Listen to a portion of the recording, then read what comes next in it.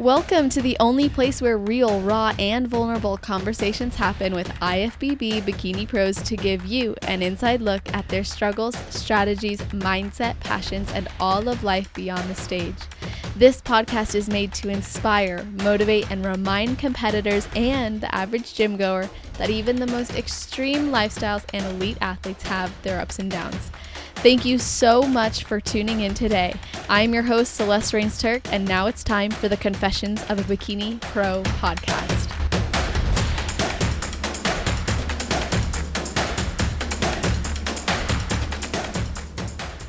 Today's athlete has been into fitness since a very early age, having swam varsity swimming throughout middle and high school. However, much of her life was overshadowed by a severe eating disorder that totally consumed her for over 15 years. But that all changed when she started weight training in 2015, and what began simply as the desire to stay skinny and get abs quickly turned into a love for fitness and bodybuilding.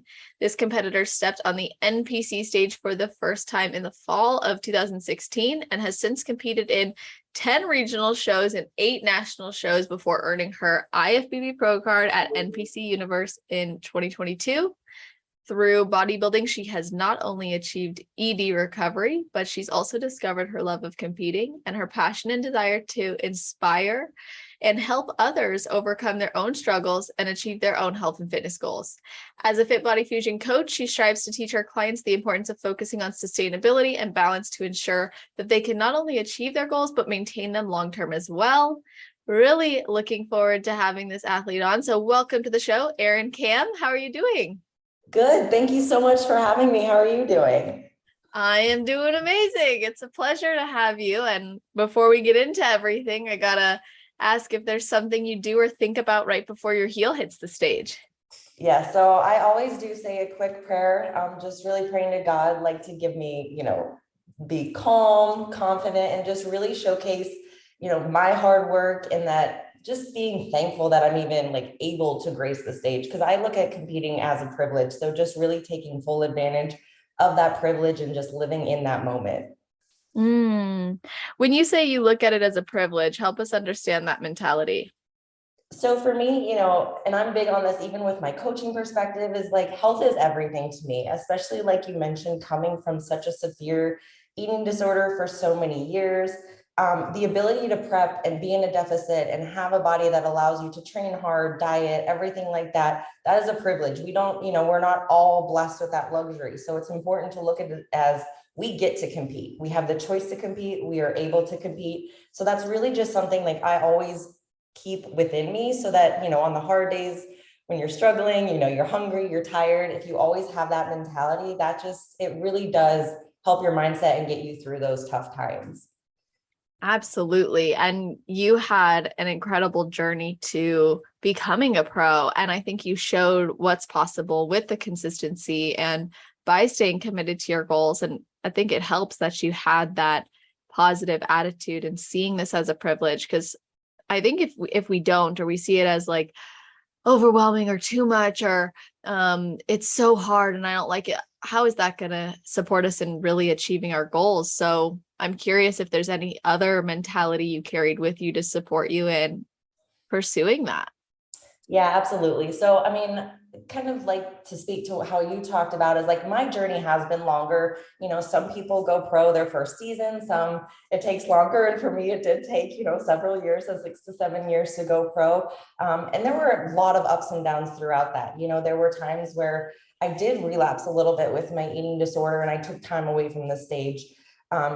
So it's really just kind of keeping focus on, like my journey is not perfect, but it is my own. And at the end of the day, like I always stayed true to my goals. I knew it would take longer, especially since I am taller too. But I knew at the end of the day, like that was my goal. I wanted to become a pro, and I knew like if I did everything in my power, so I showed up every day, I gave my all to my training, I hit my macros every day, I did my cardio, I knew it was going to happen. It was just a matter of when. It wasn't a matter of if, it was always a matter of when. As long as I stayed true to myself and worked hard, I knew it was going to happen. I love that. I think if you know that you're following a program or you're following a pathway that has been developed with your goal in mind, and you really trust that process and you respect that process and you respect yourself and your values in that pursuit, then ultimately you can really believe and know that one day your time will come. And that peace of mind knowing that also I think allows you to then have more focus and presence with every day's execution. Oh, 100%. And even on the times like when I would step on stage, if I didn't get a placing that I wanted, or obviously throughout the years, like stepping on the national level stage, not going pro, at the end of the day, I stepped on that stage knowing there was absolutely nothing else that I could have done differently at all. So there's a piece in knowing that, like, yes, you can be disappointed, and yes, you can be frustrated that maybe you didn't get your goal yet. But if you can know and be true in your knowledge that, like, hey, I did everything I could, this was my absolute best, it just wasn't my time. There's so much peace in knowing that, because this sport, it's hard because there's usually one winner. I mean, at the national show, there's 2 pro cards per class. There's one overall winner. There's one class winner at the regional shows. So the odds are not against you. So you have to have that mentality where, like, this is about me. This is about my journey, and being my best self every single time I can step on that stage. So it's having no regrets when you do that. That's what makes it so worthwhile, even if you don't necessarily get your goal that time. Okay, I love that so much because I think it's okay to feel the disappointment when we don't get what we want, but it's more important that we feel the pride in what we did every single day to bring our best or to bring ourselves to actually stepping on stage. Oh, absolutely. Because, like, it's this sport will eat you up if you have the wrong mindset. So that's so important.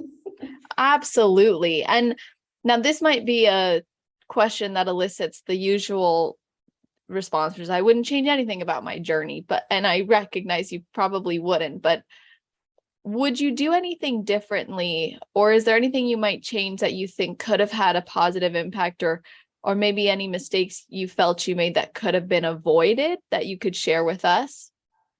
Yeah, you're totally right. It's so hard because I'm a person who says I don't live with regrets, and I truly don't. I do wish I would have found Fit Body Fusion earlier. For me, I truly do not feel like, I mean, I was kind of in like pseudo recovery from my eating disorder, I would say, until I started working with Jamie, and that was at the end of 2019.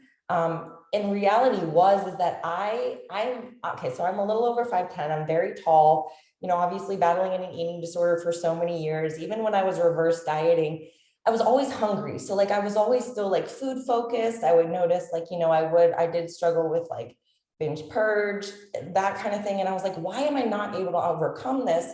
When really, once I started working with Jamie and we realized, like, I am a person that I need more food. Like, I need really, really like abnormally high macros. And that was why I was so food focused, is even though my food was maybe high by like most people's standards, it wasn't enough for me. So, like, I really wasn't making the progress that I could have. I wasn't, building the muscle. I was having issues with food, all because I really wasn't fueling my body properly. So that would be my biggest thing, is just kind of like working with Jamie, learning my body, realizing like I really do need, it has to be customized to you, whether that's normal for anyone else or not. If it's not working for you, it doesn't matter, because you're not going to progress if you're not following what your body needs. Um, so that would probably be my biggest thing, is I just wish I would have started with Jamie earlier. Yeah, totally understand that. It seems like it opened up your eyes to trying new things and learning more about your body. And I was hoping you could maybe help us to understand, what does it mean when you say abnormally high macros? So I don't know how many weeks post show I am from Universe. I want to say it's like, oh shoot, so that was the end of June. So maybe like June, August, like 6 or 8 weeks. I don't know, but I'm eating close to 600 grams of carbs. um, Okay. yeah. And then I actually took a year and a half off after my 2020 season, and my carbs got up to almost 700. Holy crap. So yeah, so it's, for me, that's not abnormal, but I recognize, like, that's not normal for most people. But for me, that's what I need to be able to like build and feel good and just have everything kind of work properly. So I like always hesitate to tell people what they are because I know people are like, oh my gosh, that's so much food. But it's like, for me, that's just what I need. Yeah. And you know what? So I'm really glad that you just said that last point of like how other people respond, because I think the same thing happens when we go into deficits as well, or we're taking a particular approach with our prep where everybody's going to have an opinion, whether they're jealous or they think it's stupid or they don't think the approach is best. It's like, if you're choosing to do it and you trust the person who's supporting you in doing that, and you really consider the impact of those decisions, whether that's high macros or low or high cardio or no cardio, whatever it is. But it's like, if you're at peace with this process, that's what ultimately matters. Exactly. And the other thing that I do also remind my clients of too is it's all relative. So like for me, my carbs may get down to like when I'm in prep, like, 200, 250 carbs, and I'm hurting because when you're used to eating like a lot of food and you're used to eating like 600, 7 grams of carbs and you're dropped to 200, like that's still going to be difficult for me. Even if like a person at 200 is a lot of carbs for them, when they drop down to like, 75, 60 carbs, they're feeling it. I'm feeling it too, because that's, you just have to think of it in relative terms. So just because I'm eating more food doesn't mean like prep isn't hard and, that kind of thing. So I think it's Mhm. important to remember, like, this is your journey. This is about you. It doesn't matter what someone else's plan looks like. It doesn't matter how much they're eating, how much cardio they're doing. It's about finding what works best for you. And people want to escape the pain a lot of the times. And it's Yep. like, you really can't. Like you said, it is just, it's all relative. So no matter what, achieving some new level of success or physique or satisfaction with yourself, even, or peace with yourself, is going to require us to go into some depths we haven't been to before, which isn't meant to necessarily be pain free. Oh, absolutely. And I always feel like it's when it gets hard and when, those hardest days, it's like, it's working and you're getting closer to that goal. And that's when the changes happen. So that's important to remind yourself too, is like, yeah, those days are hard, but a lot of times like, oh, you'll see a big drop after, or you'll notice those changes coming in your physique when you are pushing hard. Oh my gosh, so true. That was my experience this last season that I had, where it's like there were things that I was doing I never even imagined I would need to do for a prep or would have to push myself to those levels. Yet I went to bed every night happy, satisfied, proud. I would wake up. I still, like, me and my coach always said, like, he liked the terminology of kicking you. Like I still had it because like mentally I was in it, like I wanted it. So what needed to be done and like the way I pushed myself was actually giving me all the fulfillment I needed. Exactly. And that's what's important to remember too. And I mean, I've always told Jamie, I'm like, if I have to eat nails, I'll eat nails. Like, I'll do what it takes. I will prefer it, but I'll do it and I'll weigh it out too if you need me to. Exactly. I love Oh, that. that's hilarious. Oh my God.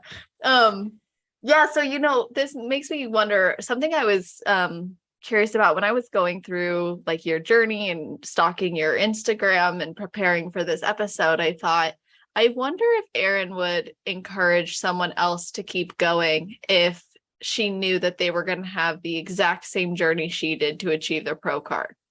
Oh, absolutely. And because I think it's important, like, all of our journeys are our own. Like, we're all going to go through our ups and downs. They're going to be different. But it's like, if you want something so bad, you just have to keep at it. Like, I mean, I'll admit there were times where I was like, I'm never going to go pro. I just, my physique's not there. I'm never going to have the glutes, because my feedback is always the glutes. So it's like my glutes are never going to be good enough, or my structure is not good enough. I mean, I have those doubts. I still have those doubts. But it's knowing that, like, okay, this is something I want so bad, and I know my work ethic is there. If I do everything I need to do, it'll happen. And it doesn't matter. It truly doesn't matter. Like, why are there even timelines? Like, if you're like, okay, I want to go pro this year, well, why? Like, what's the difference between this year and next year? Like, I almost feel like the longer it takes for you to get the goal, the more rewarding it is, because the more you're told no and the harder you have to work for it and really earn it, the more satisfying it's going to be when you get it. Like, I just remember that moment, like getting my pro card.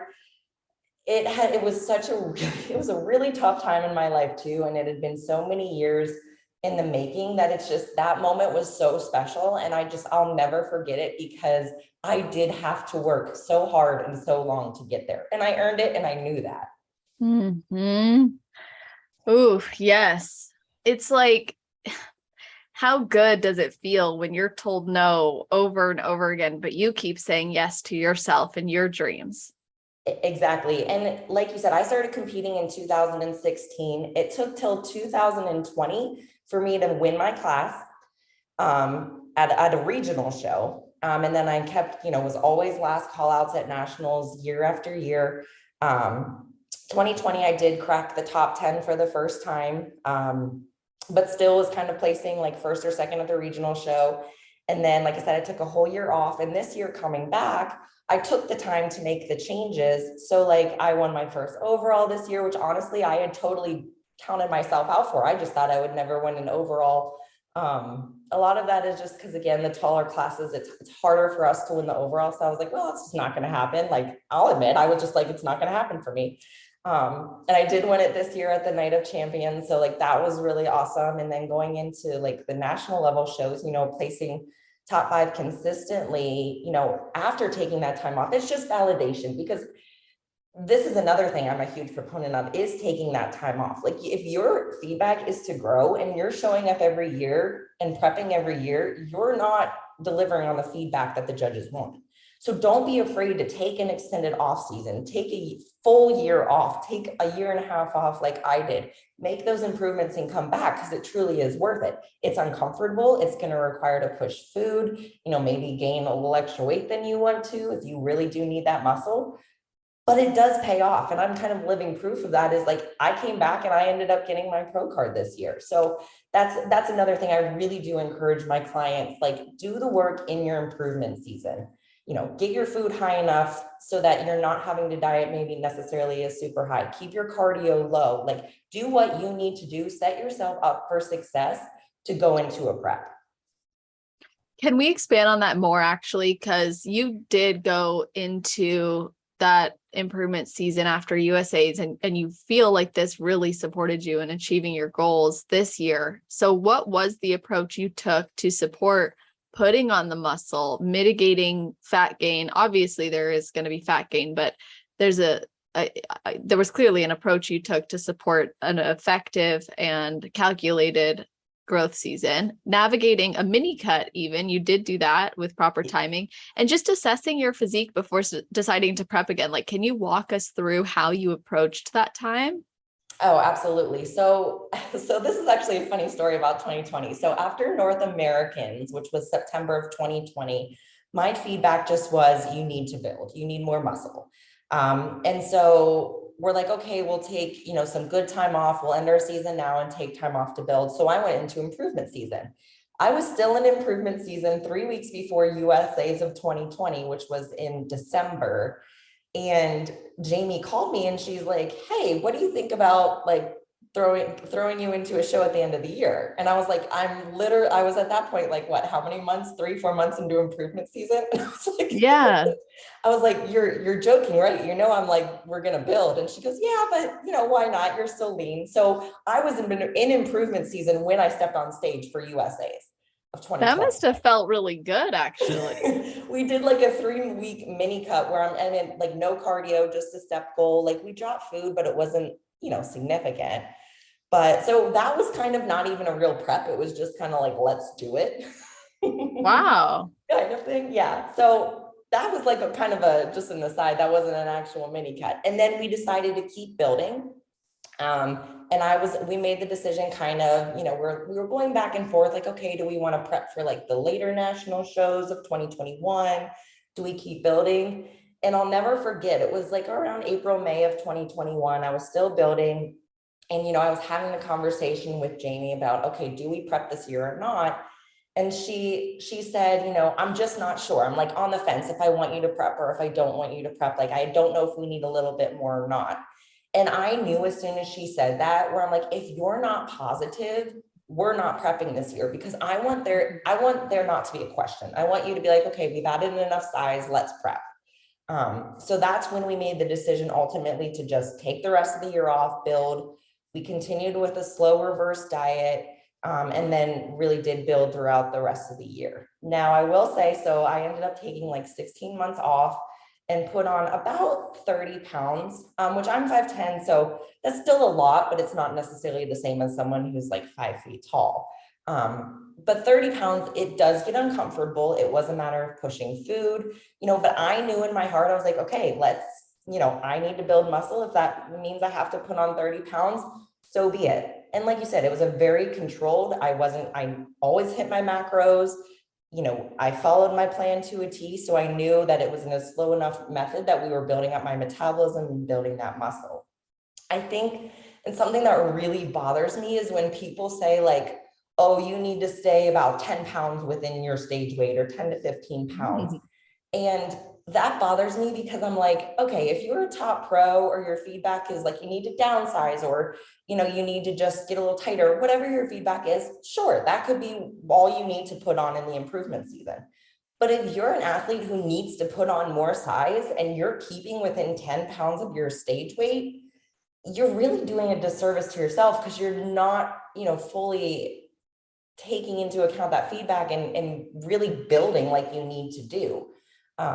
So that's something I don't want my clients, and I tell them this all the time, I'm not going to have you put on an unnecessary amount of weight, but if you need to put on muscle, you need to accept that like gaining weight is part of that.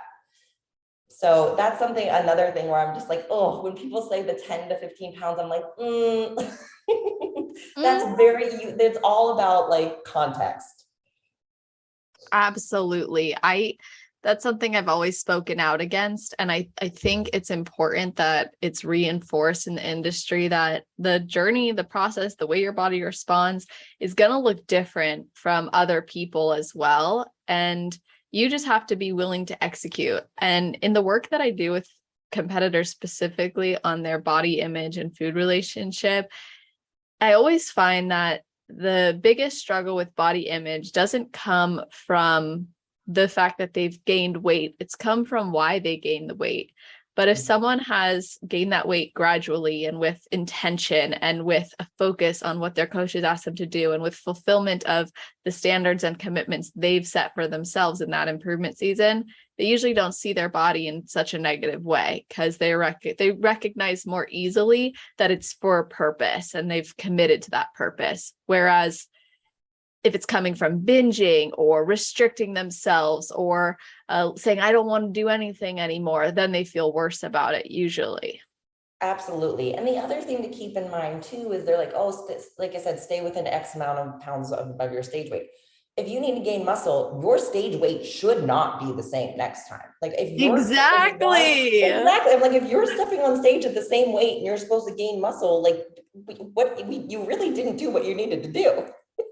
Yeah, exactly. And so I felt like such a bro when I was saying this after my last show. And by the time this comes out, it'll be a decent amount of time since my show. I just did North Americans. I saw that you were there, but I didn't see you, by the way. I know I didn't see you, but I think I did see you on stage at oh shoot, what muscle contest show did you just do too? Sin City. Yes, I think I saw you there too, and I just didn't what? have the That's so crazy.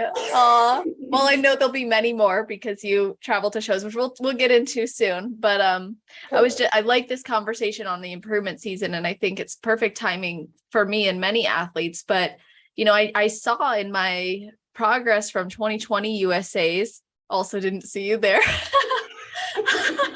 We're really bad at this. It's a big little world, isn't it? Yes, it is.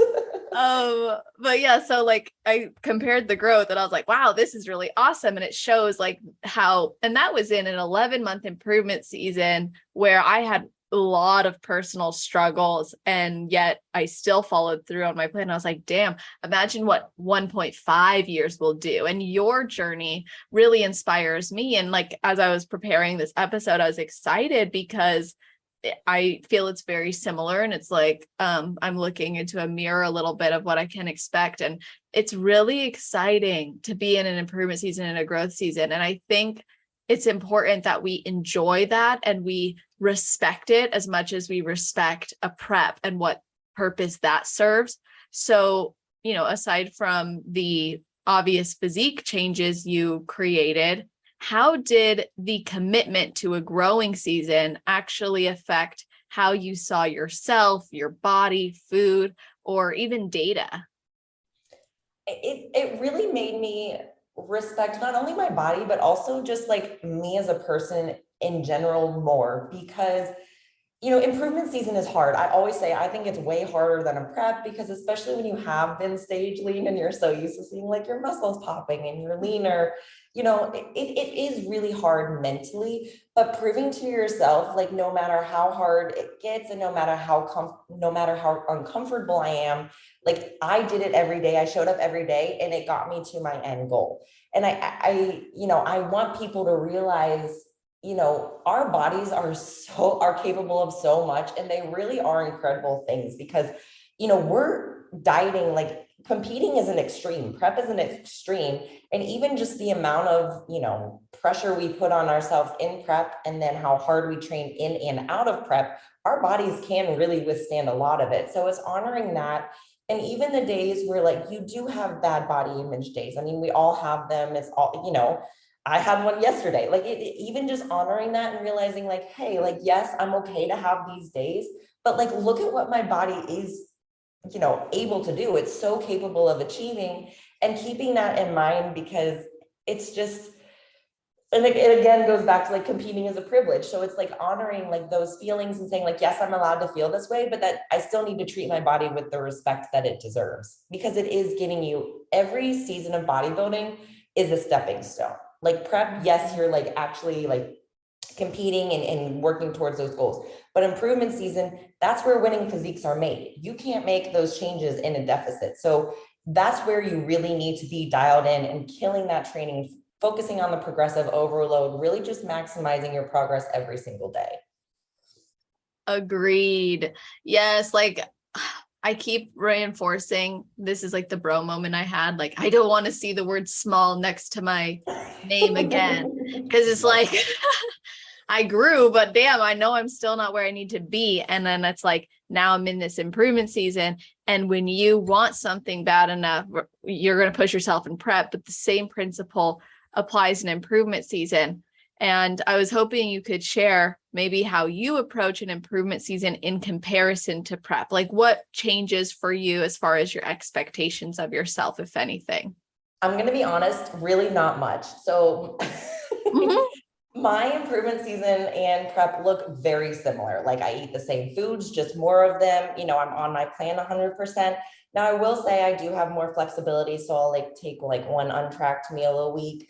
But in terms of my mentality, like I know this time is critical. Like I know this is where the changes can be made. So I'm on it just as much as I am in prep, like to a T. Like I am executing my program to a T. So I think that's where like, even if, people were saying, oh, well, let's start prep tomorrow, that's not going to be anything different, except I'm going to be doing more cardio and my food's going to be going down, because I just know like this truly is a lifestyle for me. I can still go out like right now and go out to dinner or go out with friends and know like I can hit my macros, I can stay on track, but I still have that balance, because it is a lifestyle in and out of prep. Oof, that is a really great point. You really have to love this lifestyle. And I don't think it should be a huge transition from prep to improvement season. And I think improvement season can call for maybe more flexibility or opportunity to, go out to eat or when you're on vacation or whatever. But at the end of the day, balance for an elite athlete or someone who wants to be an elite athlete is going to be different than balance for someone who's really just wanting to live the healthy lifestyle, which also is no problem if that's like the commitment you set for yourself. But I know you identify like health on every level being important to you, along with balance and sustainability. So how do you support someone pursuing these dreams in bodybuilding to have balance? Like what would that actually look like? And do you feel like you've fostered that for yourself too? I really do. And especially like with clients coming on board, like I do like to work up to those untracked meals. So weekly untracked meals, so that they can take the break away from tracking and not thinking about macros. Like that's very important to me. Like I don't want you to feel like you have to track everything every single day of your life when you're not in prep, especially, in prep is a different story. The other thing, like when I'm talking to clients, is I'm asking them, okay, like what's realistic for you? So like how many days can you train? Like what works with your schedule? Because if there's a single mom working two jobs and she's like, okay, I can commit 4 days to a gym and I'm putting her on a 7 day split, I'm not setting her up for success, nor like is she going to have any balance because she's going to be training, eating, sleeping, working, taking care of her kids, everything like that. So you really have to make sure that the approach is individualized to each specific person. And that looks different for everyone. So like what works best for me to have this balance is not going to work best for, 99% of my clients. So it's really tailoring it to them and keeping that line of communication open. Like if you are feeling restricted, let me know. Like maybe we need to do like go intuitive eating for a bit, or maybe we need to back off on like your training days so you have more time to like sleep or whatever it may be. It's just making sure we find that balance specific to you. Yes. And that's something that I think can take time to establish, or maybe it ebbs and flows with different circumstances in life as well. Absolutely. And even just from improvement season to improvement season, like for me specifically, it has changed. Like I know, after this prep, I did go through a really hard time leading into the national shows. So for me, I knew I needed kind of to do the untracked meal like quicker, just so I could kind of have like some of that like balance back, and especially with me traveling as much, just so I could have that flexibility, versus previous seasons. Like, I was like, okay, let's give a couple weeks, get reverse a little bit, and then do the untracked meal. But I also knew I trusted myself enough where, like, for me, an untracked meal doesn't mean I go off the rails. I mean, I do, I eat my normal meals throughout the day, and a lot of times my untracked meal is sushi, or like, going out to dinner, while we're traveling for shows for a nice meal. It's not anything different other than I don't have to weigh everything. So I trusted myself enough to know that I could do an untracked meal, but I also knew mentally I needed that kind of break away as well. Yeah, definitely. Now, when you're doing this and you're tracking your macros, and you say you normally have like your regular meals and then you have your untracked meal, do you hit all your previous macros and the untracked meal, or do you leave like a certain amount and you're just like, okay, I'll do the untracked meal in place of this? Yeah. So typically what I'll do is I'll have like probably like 2.5 of my normal meals and then take an untracked on top of that. And then like for clients specifically, again, it's really dependent on the client. But most of the time, what I'll do for an untracked meal is set their macros lower for that day. And really, I do that because I want to make sure that they're not like not eating all day and saving up for like the Yes. nighttime. I want to make sure I want to make sure they're eating throughout the day, that they are still, controlling that hunger, getting in some protein, so that by the time it does come time to take an untracked meal, they don't want to eat everything in sight. So that's kind of the approach I take from that perspective. I think that's so key, because there's people who will literally be like, well, I have an untracked meal to eat later, so I'm going to restrict as much as possible now, because they don't know what numbers are appropriate to hit or what they should do. So I think having some guidance from a coach on like, hit these numbers or eat like 4 of your regular meals and just go enjoy yourself. That's a very, I guess, relieving way to look at it, because it gives a roadmap versus feeling like, oh, what do I do? And I haven't built that trust in myself yet, and I need the support. Exactly. And the other thing I remind my clients of too is like an untracked meal doesn't even have to mean that you go out to eat. Like if you want to have, like, if your mom cooks like a really good home cooked meal, or you just want to have like a date night in and cook something and not worry about like measuring, tracking, weighing, whatever it may be, like that's fine. The whole purpose is not to like go ham on food sometime. It's just to enjoy that break from tracking. Yes. And you have to be able to like, you have to be able to go into those meals without it being like a free for all. And that's something that I find a lot with the food relationship clients that I have, is like, we learn to establish new associations with untracked meals or with free meals, where it doesn't equate to them going so past fullness that they're uncomfortable and then saying, well, screw it, and binging like later. And then the next day, like thinking they need to do all this extra cardio or cut out food and feeling bad. It's like, how can we make sure that we go into a free meal or an untracked meal just with the intention of enjoying meaning not like eating to a point where you feel horrible and guilty because there was Mhm. no clear intention.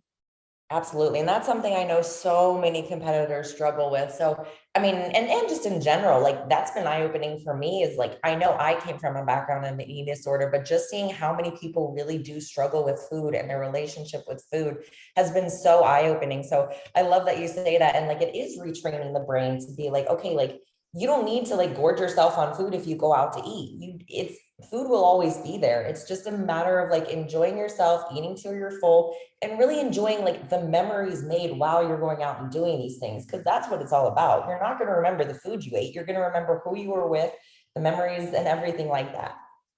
So, so true. And we deserve to have that peace. And I think it's interesting with competitors. We're so used to hitting our macros to a T or following our meal plan or whatever it might be, that going out and having something untracked can feel really foreign because it's not an exactitude. And competitors tend to be more type A and really like the exactitude or cling to it. So Mhm. challenging that perfectionism, challenging that need to be in an all or nothing, is so healthy because it teaches us that we're trustworthy without having to be, I need my macros or I need to weigh this to know. Like we can have trust in ourselves without those, you know, maybe like bumper lanes, at the bowling alley. Like we can trust ourselves without it. Exactly, because you're so right. Like that's how competitors are, especially ones that like really are like type A and on it. Like it's hard to make that transition, but it is so, so important for just for long-term longevity. Yeah. And I'm sure your experience has probably supported you, or at least it sounds like it's supported you in empathizing with your clients. And I was really curious, like why you decided to work as a coach for Fit Body Fusion instead of for yourself, if you're willing to answer that question. Of course. So, I mean, honestly, even when I started with Fit Body Fusion and Jamie in 2019, like I really didn't I wanted to like coach on my own, and I did have a couple of clients that I was coaching, but I just thought I had to stay in like corporate America. Like, I thought that's what I was supposed to do is okay, I have like my corporate job and then I can, do it on the side, do coaching on the side. And as 2020 went on, so I was really I was working in clinical research. That was my corporate job. So I worked on clinical drug trials. So I was working like on the COVID studies, and it just burned me out. Like, because again, I was traveling every week. Like, I know COVID was in all of our faces, but literally it was like my life 24/7 because it was my job too, like working on the COVID studies. And fortunately for COVID, I was living in Florida at the time, which is where once things started to open up, all the shows were able to happen. So once shows started in, and like I was either competing at the shows in Florida when they started back up, and if I wasn't competing, I started to get more involved with Fit Body Fusion. So I would like volunteer at our booth and really just like even travel to shows if I could to support the athletes. And I just honestly fell in love with the culture. Like Fit Body Fusion truly is. I mean, we do call ourselves a family. We truly are. The community, the support, I've never felt more, welcomed and like I belong than I do with Fit Body Fusion. And it's just the more I got involved and the more I learned about myself, the more I learned about my body, and like just seeing the impact that like Jamie and everything she did for me that helped me, like, yes, competing, but just my overall quality of life in general. Like I knew I wanted to be more involved. And so as 2021 started and I was still more involved, I was traveling to the shows, even though I wasn't competing, like on my own dime. I wanted to be there. I wanted to be with the team. I wanted to be in that environment. And I was like, like this is something I really want to do. Like I have a passion for helping people. I want people to have the same experience that I did, where it's really like you can achieve like recovery, you can find health, you can achieve your goals and find that balance and live the lifestyle. And I just knew I wanted to be a part of it. So early 2021, I reached out and I was like, hey, I know it to Jamie. And I was like, I know it's going to take time. I know like there's a long list of people who want to coach. But I want you to know that's something I'm interested in, and I'll work and do whatever I need to do to get there. And so, we kind of talked about it, and she's like, I'd love for you to coach. I wasn't sure if that was something you were even interested in, because you do work for your corporate job. So fast forward to like June, I put my 2 weeks notice in with my corporate job, and then switched to coaching full time. And I'm also on staff with Fit Body Fusion too. So I'm part of our admin team. I swear, I think my parents thought I was like going through a quarter life crisis last year, because I sold my condo in Florida, moved to Arizona, quit my corporate job, and then started coaching full time. So I think they thought I was crazy, but I've truly never been happier. Like, I know this is my passion. I love helping people. I love coaching people, and really just watching them like kind of break through their own barriers. Because I think a lot of what we face, and myself included, is like I was holding myself back because I didn't believe in myself. And Fit Body Fusion really taught me like to believe in myself, and that you do have the support and the community around you to get to your goals, even when it does get hard. So that I can't imagine like coaching on my own, because I truly love like everything that Fit Body Fusion stands for. I love that. So you're really aligned with the brand and the mission, and the commitment to them is aligned with what you would normally have done on your own, but it just worked out that you got this great opportunity with them. Absolutely. And the thing is like, I truly care. And I know Fit Body Fusion, this is important to us. I truly care about my clients. Like, I'm invested in them. I want to see them succeed. I want to make sure like everything that I'm doing and the program's doing is tailored to them. And that's really an important part of our mission statement and who we are, is like, we want you to be the best. So you need to be surrounded by the best. And that's just so important to me. And that's something I always keep in mind, as I go through coaching and I go through competing and everything like that. This might be a difficult question or a controversial one, but I'm going to ask you because you're so open, and I appreciate that.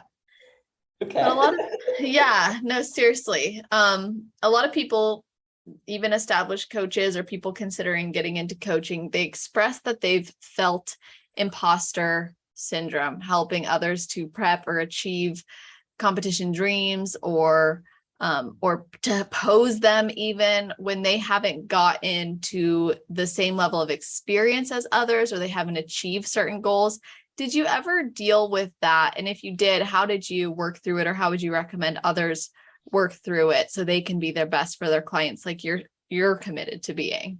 Oh, I absolutely have experienced it. And to some level, I think I still do it at times, especially when I'm like at shows and I'm with like some of the top pros and, the judges and top promoters. I mean, I think there is kind of like, do I really belong here? Like, that's absolutely a question. But I think the biggest thing to remember is like, you deserve everything that, like, you deserve to be happy, and you deserve to achieve your goals.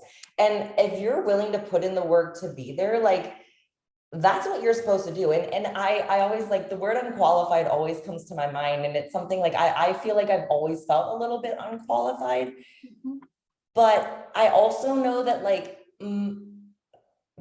that's kind of like, it's hard to explain, but I think that's, in some ways I might be unqualified, but my experience and my story qualifies me in other ways. So just because my story is not the same as, a top pro, or like, whoever it may be, that doesn't mean I'm not worthy of it, or even that I'm not qualified of it. It just means my experience is different and I'm qualified in other ways. And I think that's kind of when I started realizing that. And if I ever catch myself feeling that way, where unqualified or imposter syndrome, if I just have to remember, like, we have different experiences. So like I have strengths that maybe somebody else, that's their weakness. And like, everybody brings something different to the table. That doesn't mean they're more or less. That's what kind of also makes the sport so fun, is that like, we all bring something different and we're all working hard for the same goal. So there needs to be that respect there. And you need to recognize, like, you do deserve to be there. Oh, I love that. That's such an amazing mentality to have. And it's sometimes you do walk into a room and you might question that, or you might walk on stage and wonder if you belong there. Or you might look around, and a lot of that is like upward comparison. So we're comparing ourselves to people we've put above us, and that can fuel growth. It can also detract and distract from growth. So it's important to be intentional when we're doing that and we're having those conversations in our head, like of the doubt, reminding ourselves of the journey and the experience we've had, which goes back to the point you made earlier when you won your pro card and when you were on that journey, you did have doubt going into it, but you focused on how you were showing up each day. And that ultimately led you to seeing that you were worthy of it. Absolutely. And I think another thing, and why that moment is so important, is leading into, so it was actually junior nationals this year, like leading into the peak week, I had to put my dog down, and I had him for like almost 16 years. So it's been a huge loss. It's been a difficult time. And that was peak week of junior nationals. And I was like, I don't know, like, in your mind, you're like, I don't know if I can do this. Like the last thing I wanted to do, like, I literally wanted to just lay on the couch all day. I mean, it was a really hard time, but no matter, like through that whole process, whether it was leading into junior nats, and of course, Universe was only a couple of weeks later, every day I showed up, I did my cardio, I hit my macros, I got my lift in, like I did everything that I needed to do to a T, whether I felt like it or not. Like I made sure, like I knew at the end of the day, like I just needed to do what I needed to do to get there. Cause I knew that was the goal. Like this was supposed to be like my big comeback season. Like obviously I was fighting hard for that pro card, and then life happens. And I was like, I don't know if I can do it, but I proved to myself that like, even through the absolute worst time in my entire life, like I still did it. And I did everything I needed to do to a T. So I think that's another thing, is like, that showed me a lot about myself, where it's like, I earned it, I deserve to be here. So that also kind of helped with that imposter syndrome, where I was like, no, I truly know I deserve to be here and I deserve that pro card. Definitely. I'm so glad that you shared that experience because a loss of any kind is so challenging, and especially going into a show and going into these goals that you've been working towards. And I'm curious, like, why it was so important for you to earn that title of IFBB Pro. It's been such a goal of mine for so long. And a lot of it was proving like, that even through like the years of the eating disorder and not feeling like I could ever overcome that, and just proving to myself that no, not only could I overcome that, but I can do something and push my body so like, and just so far in a goal that, at one time, and gaining weight and putting on muscle was so terrifying to me. And just to earn that honor of being an IFBB pro, like it's something that I really wanted. And it's just, to me, it was such a big honor because of, so for how long I've worked for it, and just such a big goal. And, there were definitely times after, I had to, that I lost my dog, where I was like, I just, I didn't know if this was my year, just because my mind was so, I was heartbroken. My mind was just like so devastated, where I'm like, I don't know if this is my time. I mean, and the other thing to realize too, is no matter how much I was sticking to my plan in terms of like cardio, everything like that, grief is stress on the body. Like my body was holding water. I wasn't at my best. And I knew that. So going into junior nats, like I knew I wasn't at my best, and I was just like, it was hard stepping on stage, but I knew I had to prove to myself that I could. And kind of at that point, I was kind of toying with, okay, do I need to just stop my season? Because I knew, physically I could do it. I was in a good spot physically in terms of like where my food was, everything like that. But I was just like, my body, I could just see the stress, and I knew mentally too. But at the same time, like there's just this part of me that I was like, this is what you worked so hard for. This is what for years you've worked hard for this. And, you know, as corny as it sounds, I was like, I knew like, my dog's name was Charlie. I was like, I knew like he wouldn't want me to stop. And I knew I also kind of needed that distraction. So that's kind of what kept me going, is like, he was with me through the whole journey.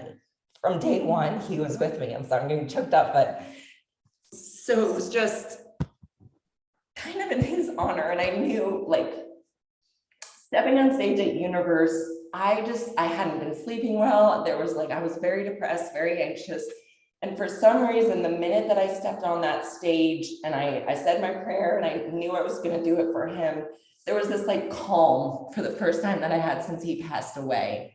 And it's like that calm. As soon as I stepped on the stage for Universe, I was like, I can do this. Like, this is my time. And that's kind of, it was in that moment that I was like, I knew that was what I was supposed to do. I knew I was supposed to finish my season like I was planned, because like that had been the goal from day one. That for me was just the most gratifying moment. And being able to look back now and be like, I did that, knowing everything that was going on in my life at that time, and knowing how, just in a bad place I was, that I was able to pull myself through, not revert to my old ways, and get my pro card, which is something I've wanted for years. Like that's a moment that I'll never forget. So gratifying. Like, it's such a testament to your journey, not just the grief and the grind of going for your pro card for years on end and committing to this bodybuilder life, but also to like the shedding of an old identity and the owning of this new version of you. And I really appreciate how you expressed the emotions that you were feeling. Like, yes, prep was a distraction, but it was also something bringing you fulfillment and empowering you. Absolutely. And, at the end of the day, like that, we're all going to have stuff that comes up in our lives, and we have to determine kind of how we navigate it. But I know, and this is something, death for me was a trigger of what triggered the eating disorder from the beginning. So when I first developed an eating disorder, it was because I lost a lot of my relatives in a short amount of time. So for me, being able to look back and say like, hey, something that would have caused me to absolutely spiral and revert back to old eating disorder ways, something that didn't do that, and I could instead focus on working towards my passion and something that I love. The fact that I didn't revert back and I did keep pushing forward, like there's so much pride that I honestly haven't really ever talked about. And I feel like I'm just now kind of being able to see that is like, there's a lot of pride in that, because there was a time where this would have just destroyed me. And just knowing that I'm still in recovery throughout that, and I achieved my ultimate goal of being a pro, there's no better feeling than that. Wow. That's so amazing. I really, really like how you're taking pride in yourself and your journey right now, like witnessing and recognizing and celebrating how what in the past could have completely changed the trajectory of your life for the worse and removed all the joy, or maybe acted as a shadow again. You said, no, I'm not going down that path. I'm not going to fall into what took up a 1.5 decades of my life again. And I'm wondering what it was that you feel helped you to overcome those triggers, or overcome what in the past would have been such a trigger. A lot of it, to be completely honest, was Jamie and Greg's Jamie's husband. They have been absolute like rocks for me through this time. Like, I actually stayed with them when I put my dog down. Ended up coming and staying with them before Junior Nats and Universe, just so like I could be kind of out of a really bad environment at home.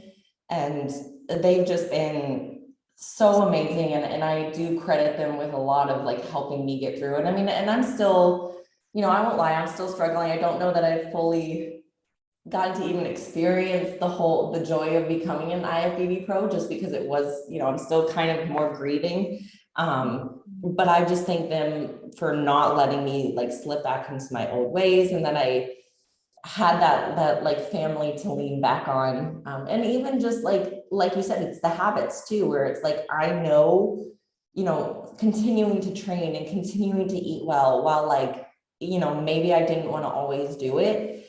I knew how it was going to make me feel if I didn't. And I know how like fueling my body properly and respecting it, I know that that's going to, long term, that's going to benefit me. It's like, I didn't want to trade that short-term satisfaction for that long-term like happiness kind of thing. And I knew like, okay, yeah, I could go off the rails with my macros, or I could stop eating, but what's that going to do? Like short term, it might make me feel better. I mean, like for a minute, but then long term, I'm slipping back into my old ways, and then I'm spiraling. So it's just Yeah. recognizing like my body deserves so much better than that. I deserve so much better than that. And really just leaning on the people around you who care for you. That's just really what kind of pulled me through and continues to get me through, because it is still something I struggle with. Absolutely. I think you make a really good point how sometimes we don't give ourselves that time or that chance to grieve or to feel the feelings. And we can put all our energy into the pursuit of something which feels really, really good. But, you know, at some point we can't avoid it anymore. And by feeling and accepting all the emotional experiences, we actually come out with so much more insight. Yeah, absolutely. And there's no something else I'm like accepting and kind of respecting is there's no like time frame or like like guideline on how to grieve. Like there are times when it just hits you and you just got to keep moving forward and kind of find what works best for you and accept that like, yeah, there are still some days that are going to be really, really hard and you just kind of have to, honor yourself through those. Absolutely.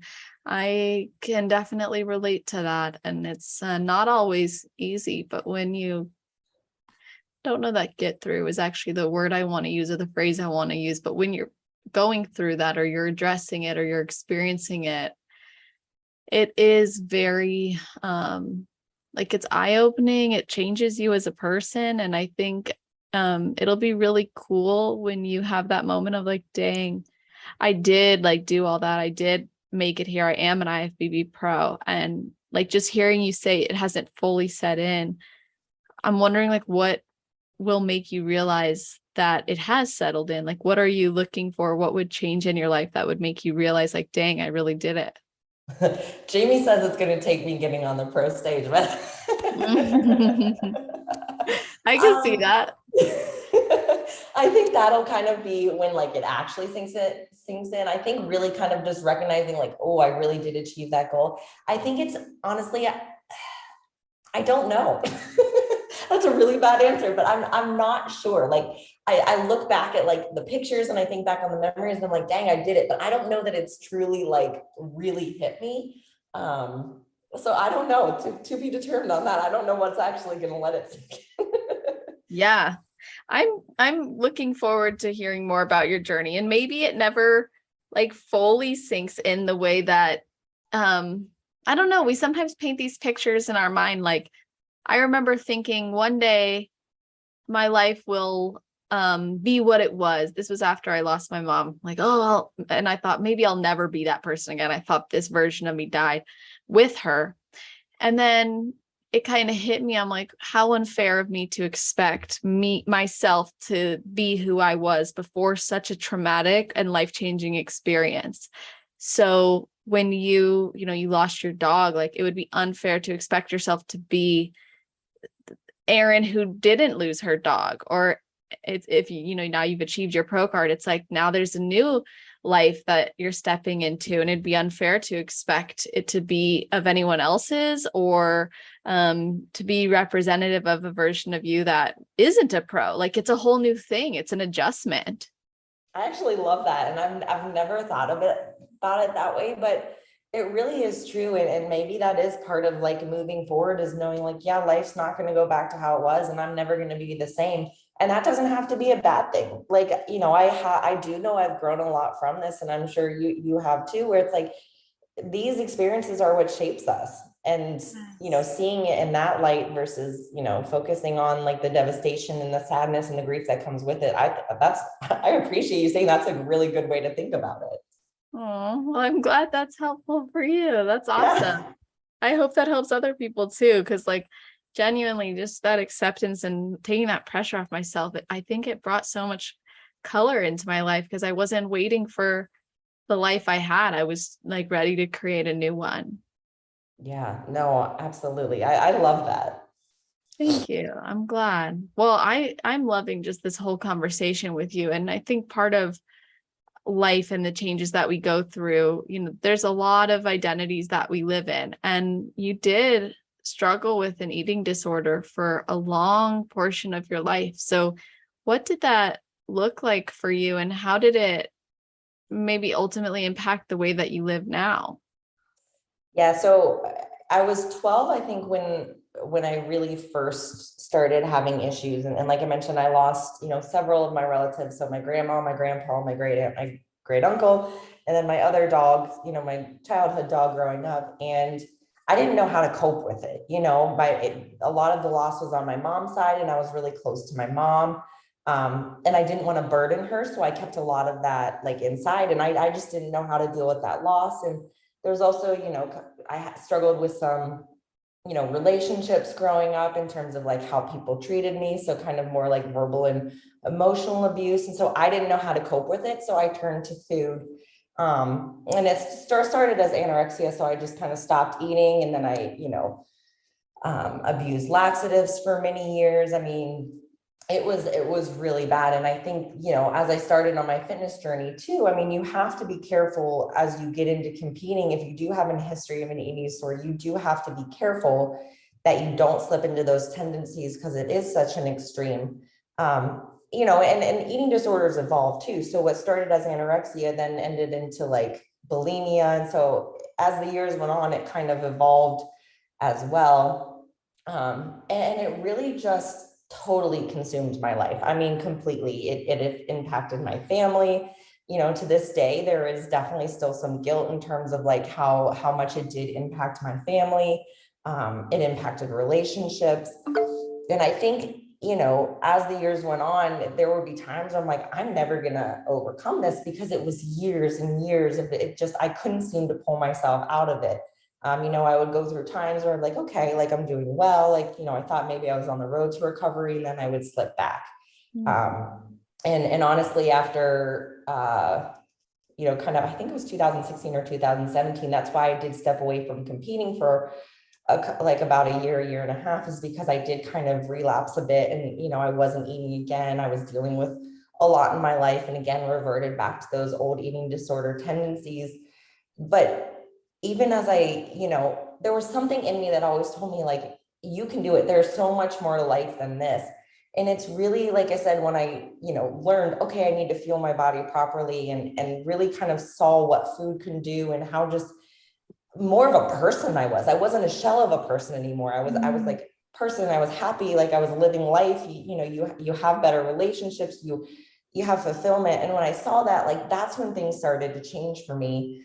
And finally being able to overcome that, it's something that I always hold really close to me, because like I said, there's so many people, more than I ever could imagine, that struggle with eating disorders. So even now, like from a coaching perspective, or even just how I live my life, that's why I'm such a huge proponent of health. Like if I feel like a client, or even my relationship with food is slipping, like that takes absolute priority. Like we need to address that. The stage is always going to be there, whether you're a competitor or for lifestyle. If we need to like stop a cut, or we need to address things, that I will do that hands down. And I've lost clients because I said, like, we can't prep. I will not prep you because you are not in a good spot. We need to make sure like your relationship with food, your relationship with yourself is in a good spot first and foremost. So that's something that I hold very important to me, because I have had that history, and it took me so long to overcome it, that's kind of a non-negotiable for me, for myself too. I made the promise, like, hey, if my health ever slips due to competing, I'll step away. And that's what I did in 2017, is I knew my health was slipping, and I knew the stage was not where I needed to be at that time. So that's really integral to me, and just who I am as a person and a coach. What are some of the red flags you look out for yourself that would give you that sign that that's starting to happen?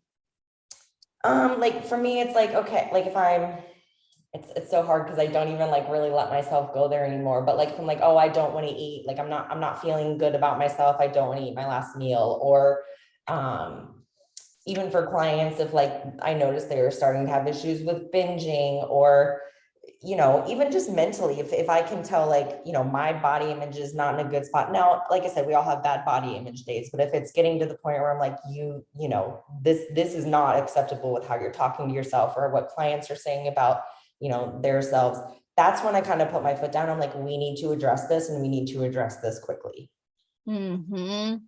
Yes. And this is such another important example of staying present, staying tuned in. Because if you start turning a blind eye to those experiences, whether it's a physiological or an emotional experience, when you look away from it or you try to avoid it, the problem gets bigger. So it's important we don't run from it. If even just by acknowledging it, we're setting ourselves up for more success. It's when people are like, I'm going to ignore this, I'm going to ignore this, and then it gets worse and worse. So I think it's really awesome that you're recognizing, you're sharing with us how, okay, when I have the experience or when I'm having a change, I can recognize it rather than like pretend it's not there. Absolutely. And the other thing to recognize too is kind of to speak to what you said about being present, especially if it's like food focused, and whether it's like, oh, you feel a binge urge coming on, or, something food related, take a step back and be like, okay, why am I feeling this way? Like, what emotions am I feeling right now that are causing me to feel this way? Because a lot of it, it can be like binge urges obviously can be physical hunger. So if you're feeling hunger from, like, I always say, the neck down, that's true physical hunger. Like your stomach is growling or whatever it may be. Okay, your body is like saying, I want food.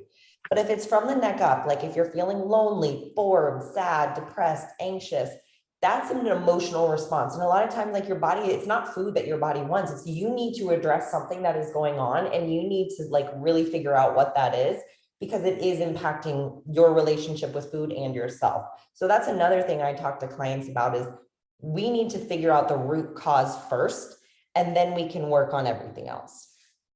Absolutely. And sometimes it's how we perceive the plan that we're on, or how we perceive the macros we have, or how we perceive our food choices that leads to those types of cues, whether they're a hunger cue or a satiation cue. Because I've had people who are like, oh, I've been so hungry lately, and I think it's because my plan changed. I'm like, what changed? It's like, oh, I had a 10-gram decrease in carbs. It's like, okay, like, let's be realistic. That's a rice cake. Was a rice cake making you feel that much fuller anyways? Well, no. So it's the perception as well. So it's emotions, it's perception, it's the way that we talk about our food or our choices. And all of this matters. And I think it's awesome that you can help clients or even listeners right now distinguish between like a physical and a physiological hunger. But that can only come when we are staying tuned into ourselves. Oh, absolutely. And the other thing to kind of add what you were saying is, it can be food choices too. So if I'm like looking at a client's like food log and I'm saying, well, you're eating a lot of processed foods, you're really not eating whole foods, your fiber intake was really low, that's going to play into it, because your body is micronutrient deficient. So it's not getting what it needs. And if your fiber is really low, your digestion is probably going to be off, but you're also not, like, satiety is going to be off too, because that helps with satiety. So it's really fine tuning and teaching clients to like dive deeper into what they're actually eating, and how they're feeling their bodies and how it makes you feel. That can really also address some of those issues as well. Ooh, can you share like some of the go-tos that you personally have and utilize to support yourself in not just health, but also in managing things like hunger or digestion, etc.? So I do take a greens product every morning, like religiously. And I always have to preface this, because people think, oh, I'm going to take greens, I don't need to eat fruits and vegetables, which is absolutely not the case. It just fills in the gaps. But for me, like, the green supplement is huge for me. I mentioned I abused laxatives for many years, which totally wrecked my digestion. I mean, I had to totally retrain my body, my digestion, how to work on its own again. And so those have just really helped kind of fill in the gaps and keep me regular in terms of digestion. I eat a lot of fiber. So I don't really eat processed foods anymore. So I eat like a lot of sweet potatoes. I leave the skin on for the extra fiber, like oats. I make cinnamon oat pancakes every morning. Like, so that's high in fiber. I eat a lot of fruit. It's really, like, for me, I don't even, I'll have sweets here and there, but like, I don't even miss them anymore, because my body's like getting what it needs. So for me, I'm huge on whole foods. I don't use protein supplements. I use all whole protein sources, like foods, because protein supplements do cause a lot of digestive issues in people. And again, I'm a hungrier person. So to me, I'd rather eat my calories drink my food. But Mhm.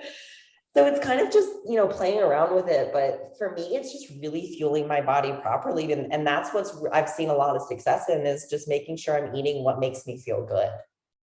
Yes. Oh, I really like that. I think that there's a benefit to having like a variety of food. There's also a benefit to experimenting with food to see what makes you feel your best and get in a groove with that. And then just prioritizing, like, even just recognizing how certain foods support your body or the benefits of those foods can transform the way that you feel about your choices or the reasoning behind your choices, where it's not just to hit macros or do what's on your plan, but it's to nourish your body, to support performance, to help heal gut or concerns that have come up in the past. So, and being proactive. So I really like that perspective. Yeah, and I think, and that's what, another reason I love the macro approach is it really does give you the flexibility to take that time to learn your body and see how it responds to for certain foods. I mean, for some people, like, we all have those foods that we love that don't necessarily agree with us. So it's like, okay, I know if I'm going to eat like dairy, for example, I know, okay, my weight might be up the next day, or I know I'm going to have digestive issues, but it's learning kind of like to be in tune with that so that you can, especially on prep, okay, like I can't have dairy, or you know what I mean? Just so that you are more in tune with your body and can feel good. Yes, thank you for saying that, because one of my life mottos is accept what we can expect. So if you know that you can expect to be bloated after eating a certain food, don't complain about it in the morning. Just accept that that's going to be the outcome. Like, you might be constipated, or you might be bloated, or you might not have digested as well as you normally would, or maybe this is a new food you're introducing, so you can expect the outcome may not be like other foods, and that's okay. But it's like, you have to go into it with an open mind.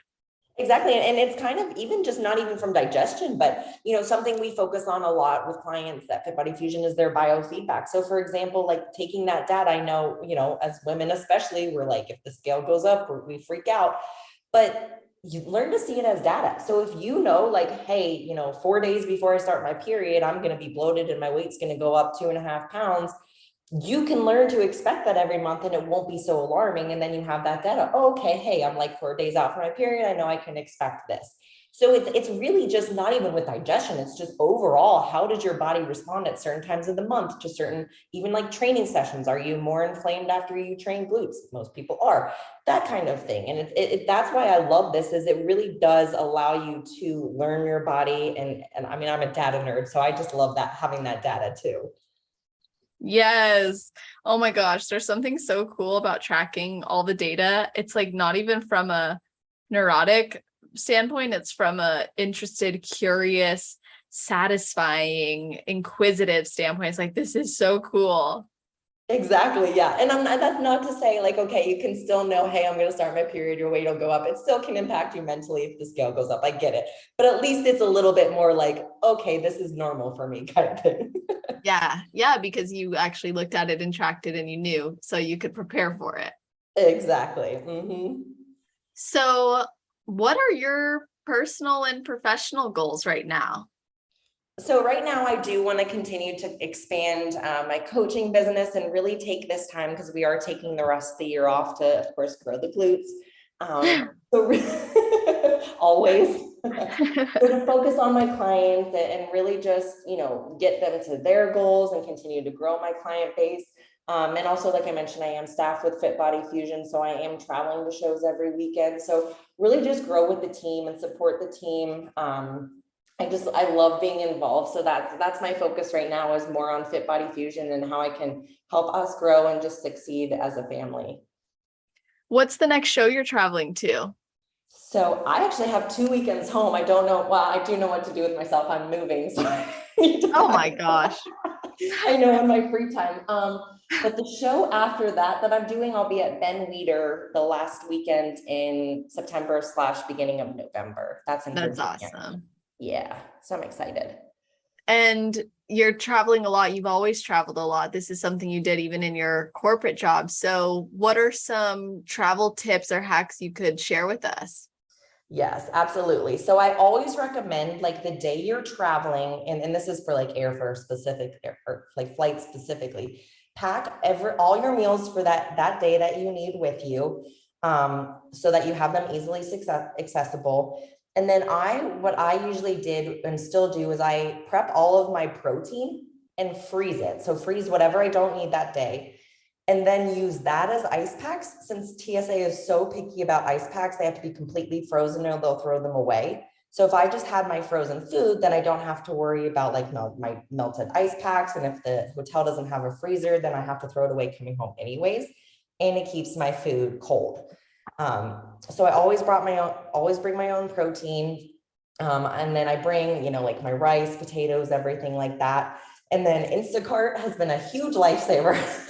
That's And I'll awesome. Instacart like eggs or egg whites or liquids and water, like things that I can't travel with. When I get there, when I was traveling for corporate America, I usually had a car so I could go to a grocery store right when I got wherever I needed to go. Love I that. would always look at like the hotel gym beforehand just to see kind of what What am I working with? yeah, exactly. Sometimes I could choose my hotels and sometimes I couldn't. If I I would like choose ones that had decent gyms. If they didn't have decent gyms, then I would look at gyms in the area. And a lot of places do offer like 1 or even 3 day like free guest or like free trial passes. So a lot of places you don't even really need to pay for a gym. If it is a day pass, they're usually like $15 or $20. So it's really not that bad from that perspective. I do have some pretty funny stories though, because there would be like if I was traveling to Canada, they were really strict on what you could bring in. So like all of my egg whites had to be cooked. I didn't have a car. It was like kind of a disaster from that perspective. I'll never forget. And I didn't have a microwave. So I was like literally blow drying my eggs. Like, No. To heat them? yes, because they were like still frozen. Oh Lord. That is definitely a different experience. Got to do what you got to Like, do though. right? The things that you have to do as a bodybuilder. I actually probably still have like a boomerang or something on my phone of when I had to do that because I was cracking myself up. That's so Um, awesome. but honestly, the thing is, and this is something like I tell clients, like I know me traveling for shows is totally different than corporate America because for shows, it is more centered around bodybuilding. Like obviously, I have not a lot of time, but I have a little bit more time to like train or whatever I need to do. For corporate America, it's like you have to make it fit into their schedule. Like my schedule wasn't my own, I was on their time. So I mean, most of the time when I was traveling, I was getting up at 3:30 to get in my workout. I mean, I can't tell you how many 3 a.m. check-ins I took to make sure, I never missed a check-in. But you do what it takes. You do what you need to do to get to your goals, no matter if that's waking up early. Yes, I had to sometimes pay extra for Ubers or gyms to get in, but to me, that was worth it because I wanted to, stay to my goals. So there are a lot of like just little tips and tricks. I'm trying to think of others like, condiments. You want to put those in like the shampoo and conditioner containers if you use those. That's a great idea. Yeah, just so you can use, like, I know a lot of us competitors use like mustard or something. So you can put them in like the conditioner bottles. So it's within the, I love that idea. I never heard of that. yeah. And then I'm trying to think if there's any. I mean, I will say like TSA, I was living in Tampa at the time. TSA in Tampa knew me. I lived in Raleigh, North Carolina. They knew me there. They know me in Arizona because apparently sweet potatoes look like bombs. Oh So my. yeah. I didn't So have that issue. Wait, were they pre-cooked? yes. Yeah, if I cook them ahead of time, I carry them on. Otherwise, I'll put them in my checked bag. So yeah. That's so funny. I didn't, So like yes, they know you me. would.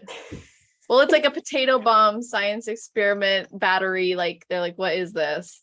Right, exactly. So we get a kick out of it now because they know me and they'll talk it to me about like food recipes. So it's kind of nice because it does strike Aw, up conversation so you can get to know the TSA people and everything. that's so cute. I love that. Yeah, so it's definitely doable. And I mean, if anyone ever has a question about like traveling and how to make it work, I'd be more than happy to answer it. Trust me, I kind of learned the ins and outs real quickly. Yeah, seriously. Like you said, if you want it, you'll make it work. And the same thing goes like when you're going on family trips or you're going on, like you said, business trips, because yeah, there's going to be some things that you have to maybe give up, like time, or rather than having a slow morning where you're sleeping in, your ass might be up and in the gym right away or Ubering to a gym or getting your meals packaged for the day if they're not already. But it's like, what's worse, doing that or going home being like, gosh, I really wish I would have been on my routine? It's like you'll feel so much better just by executing to the best of your ability. Exactly. And I will also say, like, a lot of, like, if I was on site with like coworkers, or like when we had team meetings and I like brought my own food, of course, like most people are very respectful. I mean, they may ask questions, but they genuinely like respect what you're doing, and they like, they're really impressed. So that's kind of cool too, is a lot of people think, oh, well, what are others going to think? When in reality, most of them are very accepting, and like I said, they're curious, but once you kind of explain it, they really do admire you for it. So true. It's like we might tell ourselves a story that people will be rude or weird about it or shame us for it. But a lot of times, depending on how we discuss it or approach it and the boundaries we set or don't set, like I find it's a very positive experience too. Exactly. Except for, I will say, sometimes if you pull out your food on the airplane, you might get some weird looks. Well, yeah, especially if it's like meat, because it'll have like even if it doesn't smell bad, it'll have a smell. So like I look at people when they pull out like their bagels or burgers, because I'm like, why am I smelling something all of a sudden? So it's just like sometimes I think it's just a smell. You're absolutely right, especially if you have like fish. Oh my God, I would never. Well, I don't eat fish, but I would avoid bringing it. Like after I traveled one time and I brought taco seasoned ground turkey and I opened it and it was like immediate. And like it was even coming through my bag. Like before I even opened it, I was saying like I can smell my ground turkey. Like I think one of my Ziplocs is open. And I was like, I'm never seasoning it again with anything but like lemon and pepper. So now I rarely travel with taco seasoned turkey unless it's like only frozen and like not gonna be eaten until I'm there. That's so funny. You're way more respectful than I am, because I literally travel with fish every week. That's awesome. You're just like, yep, that's me. Yeah, Jamie and Greg are the ones next to me most of the time, so they just get to smell it. That's fine. Good. So I want to get your best advice now. What is your best advice for someone who has never competed before but would like to? And then your best advice for someone on their road to pro? Okay, so never competed before, like don't have any expectations. Just learn to learn the lifestyle, love the process, and really just soak it all in and learn as much as you can, but enjoy yourself, because stepping on stage is such a small part of what we do that if you don't love the process, it's going to be hard and it's going to be miserable. So you truly have to love every step along the way. Just and embrace like everything your journey has to offer, because it is yours, and like that's something to be proud of. And then more experience, so just don't give up. Like truly do not give up. Like it doesn't matter the time it takes to get there, it will happen. You just have to believe in yourself, put in the work, and just know like there will be setbacks, there will be failures, it's part of the process, but it will happen as long as you stick to it, and it will be so worth it. That's such great advice for both. I appreciate you. I didn't even realize how long we've been going. I've just enjoyed this so much. Holy moly. Like we just been flowing. I love it. I know. I didn't realize it was so late either. I was a little worried too that I wouldn't have anything to say, but clearly not. Gosh, yeah, it's so cool. And I could honestly keep this going. And I want other people to be able to follow your journey as you're committing to your clients and even more anyways, and growing your glutes and approaching this. Like I'm just excited for you and I want them to follow you as well. So can you let everybody know how they could follow you and even work with you? Yes. So if you want to work with me, you can submit an application on our fitbodyfusion.com website and just select me as your coach. And then I am on Instagram. It's Erin Kamm _IFBB Pro as well. Awesome. Okay, so I'm going to put that in the show notes page. You guys, that's always on celestial.fit/podcast. If you're listening to this episode first thing on Friday morning, then it'll be at the top of the page. If you're listening to this well into the future from its release date, just scroll down to the category section, which is alphabetized, and you'll be able to see not just the links to connect with Erin or work with her, but also a full summary of our episode.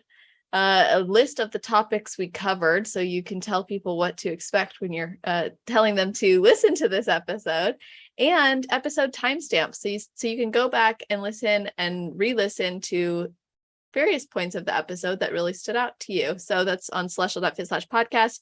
And I want to say thank you guys so much for always listening, tuning in. And it means so much to me and the athletes when you tag us as you listen or you share your main takeaways. So keep that up. It's super cool. And Erin, thank you so much for your time.